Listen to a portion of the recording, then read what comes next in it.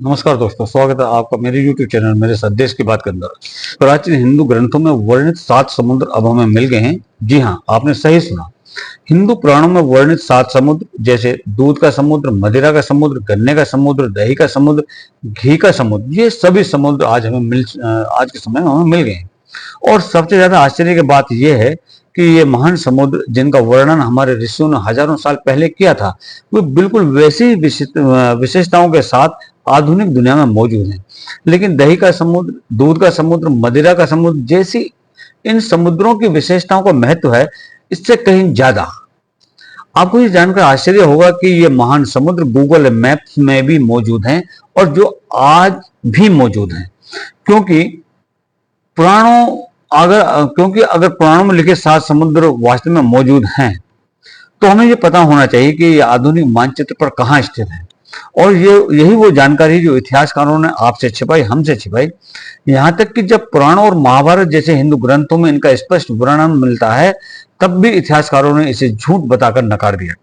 क्योंकि अगर यह मान भी लिया जाए कि हजारों साल पहले भारतीय ऋषियों को महासागरों के बारे में पता था तो इससे क्या साबित होगा? इससे यह साबित होगा कि भारतीय हिंदू ऋषियों का ज्ञान दुनिया के बाकी लोगों से कहीं ज्यादा था और भारतीय हिंदू संस्कृति दुनिया पर हावी थी।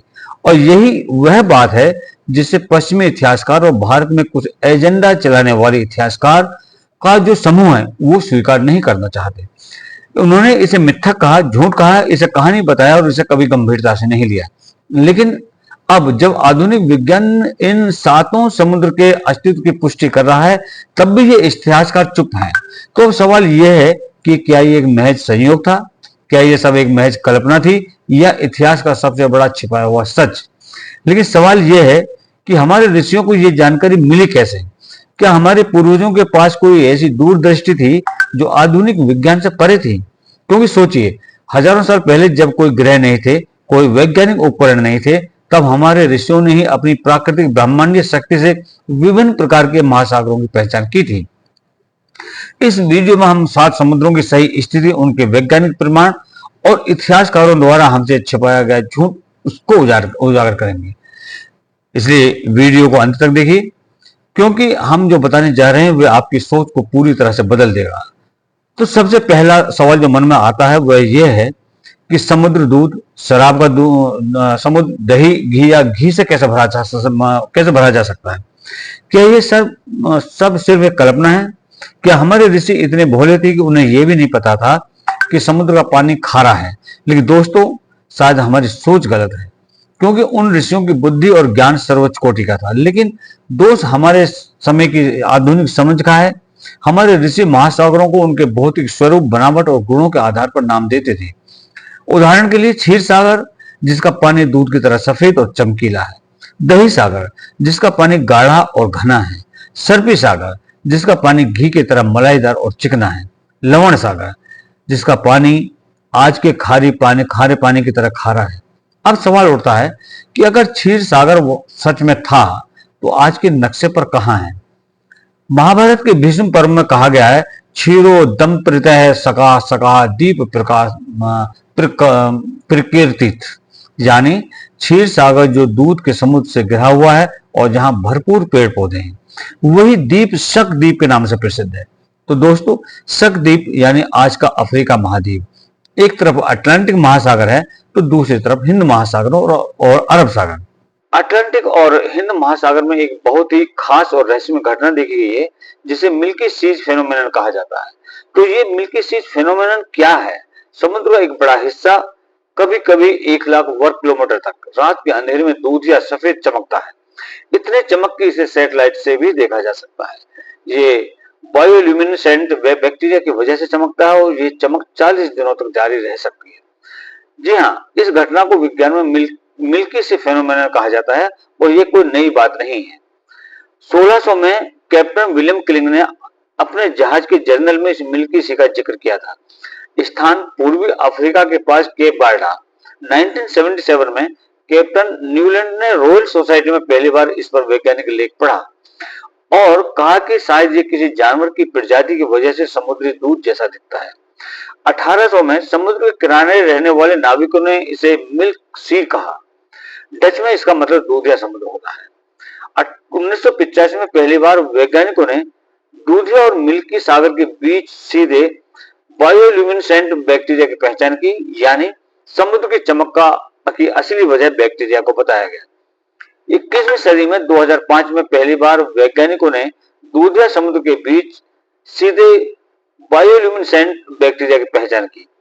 वैज्ञानिकों ने इसके फोटोग्राफिक सबूत दिए और 2019 में वैज्ञानिकों ने देखा कि एक दूधिया समुद्र 1 लाख वर्ग किलोमीटर तक फैल गया था और 40 दिनों तक दूध की तरह चमकता रहा। ये कोई छोटी बात नहीं है दोस्तों, ये चमक इतनी है कि इसे अंतरिक्ष से भी देखा जा सकता है। अब इसके बारे में सोचिए, 1985 में पहली बार वैज्ञानिकों ने दूधिया और दूधिया समुद्र के बीच सीधे बायोल्यूमिनेसेंट बैक्टीरिया की पहचान की, यानी समुद्र की चमक की असली वजह एक बैक्टीरिया को बताया गया। 2005 में पहली बार वैज्ञानिकों ने इसके फोटोग्राफिक सबूत लिए और 2019 में वैज्ञानिकों ने देखा कि एक दूधिया समुद्र 1 लाख वर्ग किलोमीटर तक फैल गया था। ये कोई छोटी सी बात नहीं है दोस्तों। अब इसके बारे में सोचिए दोस्तों, वह घटना जिसे आज विज्ञान धीरे धीरे समझने लगा है। हमारे ऋषियों ने हजारों साल पहले अपनी प्रकृति की का अवलोकन शक्ति से इस घटना को समझ लिया था और इसे क्षीर सागर कहा और विज्ञान इसे दूधिया सागर कहता है। विज्ञान और सनातन धर्म के ऋषियों के ज्ञान में इतनी बड़ी समानता है। एक मिनट रुकिए, आगे हम आपको और भी चौंकाने वाली जानकारी देने वाले हैं। तो चलिए बात करते हैं उस महासमुद्र की जो आज भी हमारे चारों तरफ फैला है, जिसे आप और हम रोज अपनी आंखों से देखते हैं, जिसका पानी खारा है, यानी लवण सागर। हमारे शास्त्रों में इसका जिक्र बहुत ही साफ शब्दों में किया गया है। जम्बू द्वीप चारों तरफ खारे पानी के समुद्र से घिरा हुआ है। जम्बू द्वीप कहाँ है ये आप आगे सुनेंगे, जानेंगे। आज के वैज्ञानिक मानचित्र को देखें तो जम्बू द्वीप का मतलब है पूरा एशिया महाद्वीप, जिसमें भारत, चीन, रूस, इंडोनेशिया, तिब्बत, जापान, रूस आदि शामिल है।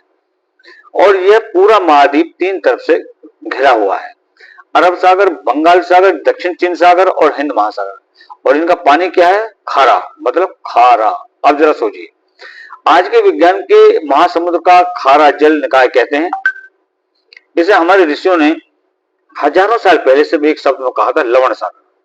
तो क्या ये महज एक संयोग है या फिर हमारे शास्त्रों में छिपा है? अब सवाल यह है कि क्या दुनिया में कोई ऐसा समुद्र भी है जो दही से बना हो?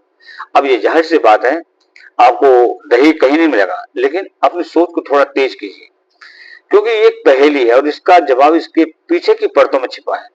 देखिए, दही तभी बनता है जब दूध जमता है, और जब कोई समुद्र जमता है तो किस रूप में होता है? वो होता है बर्फ के रूप में। और ऐसा ही एक सागर है, महासागर है, आर्कटिक महासागर, जो यूरोप के उत्तर में फैला हुआ है और पूरे 1 साल तक ये शांत महासागर का रूप ले लेता है। अब सुनिए विष्णु पुराण में क्या लिखा है, यानी दही की तरह जमे हुए समुद्र से जुड़ा हुआ सागर आर्कटिक महासागर कहलाता है। अब सवाल उठता है कि आर्कटिक महासागर कौन सा है? अगर आज आप गूगल पर सर्च करें कि दुनिया में सबसे ज्यादा सारस पक्षी कहां पाए जाते हैं, तो जवाब होगा यूरोप और रूस का उत्तरी इलाका। और क्रोंच का मतलब है सारस पक्षी, यानी हमारे ऋषियों ने उस इलाके का नाम क्रोंच द्वीप रखा और उस जमे हुए सागर को दही सागर कहा।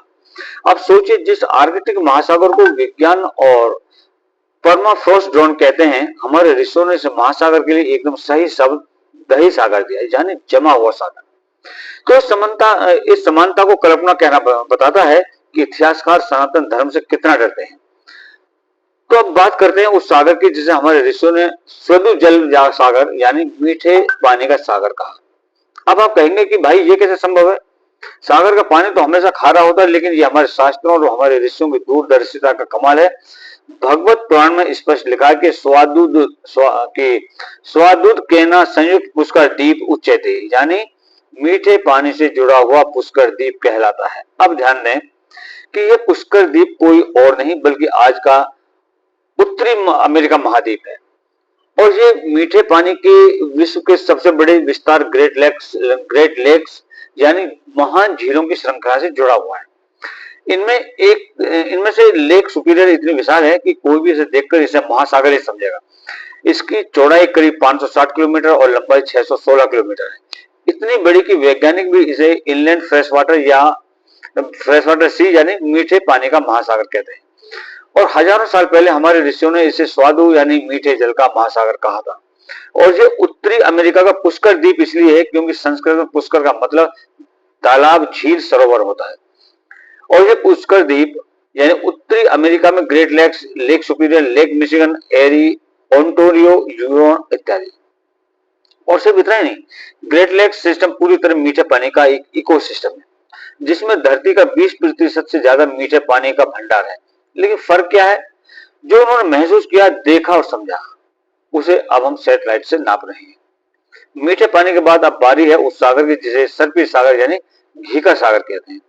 अब आप फिर सोचेंगे कि घी से भरा सागर, क्या ये मजाक है? लेकिन अगर गौर से सोचें तो बात साफ हो जाती है। जब शुद्ध देसी घी पड़ा रहता है तो एक चमकदार लेयर इसकी ऊपरी सतह पर बर्फ से जम जाती है, एक चिकनी मलाई। और अंटार्कटिका के आसपास के समुद्र में भी हमें बिल्कुल ऐसे देखने को मिलता है। यहाँ का समुद्र इतना ठंडा है कि इसकी ऊपरी सतह घी की परत की तरह जम जाती है, चिकना, सफेद और स्थिर।